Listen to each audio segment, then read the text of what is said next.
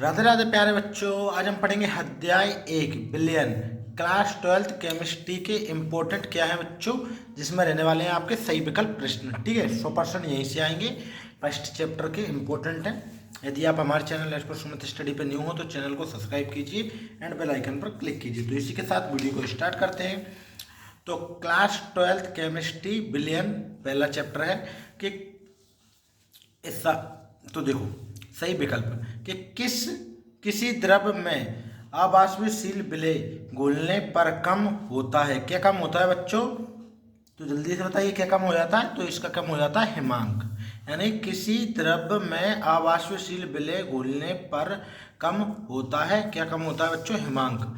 ठीक है, उसके बाद आता है नेक्स्ट कि किसी घोल में अणुसंख्यक गुणांक आधारित है। यानी किसी घोल में अणुसंख्यक गुणांक आधारित है। किस पर आधारित है बच्चों? Option A, B, C, D. तो ऑप्शन सी हो जाएगा कि विलेय के कणों की संख्या पर आधारित है। किस पर आधारित है बच्चों? विलेय की संख्या पर आधारित है। विलेय के कणों की संख्या पर आधारित है। फिर इसके बाद आता है नेक्स्ट कि शुद्ध जल की मोलरता होती है।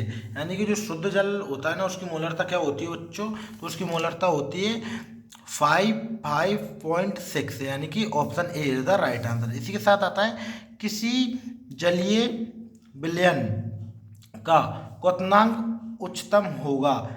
उच्चतम कब होगा? जब 1.0 MnA2SO4 होगा जब। ठीक है, तो पहला ए वाला ही करेक्ट आंसर हो जाएगा। इसके साथ ही नेक्स्ट आता है 5th नंबर पे कि रासायनिक रूप में अर्धपारगम झिल्ली है। रासायनिक रूप में अर्धपारगम झिल्ली क्या है बच्चों? तो ऑप्शन ए क्या है? कॉपर फेरोसाइनाइट। यानी कि कॉपर फेरोसाइनाइट रासायनिक रूप में अर्धपारगम झिल्ली है। इसी के साथ 6 नंबर पे कि निम्न में से कौन सा अणुसंख्यक गुण धर्म नहीं है। तो देखो पराशर दाब या वाष्पदाब का अवनमन या हिमांक अवनमन या क्वथनांक उन्नयन। तो बच्चों ये सभी है। यानी कि गुण धर्म क्या नहीं है, ये सभी हो जाएगा। इसका करेक्ट आंसर क्या होगा? सभी आएगा।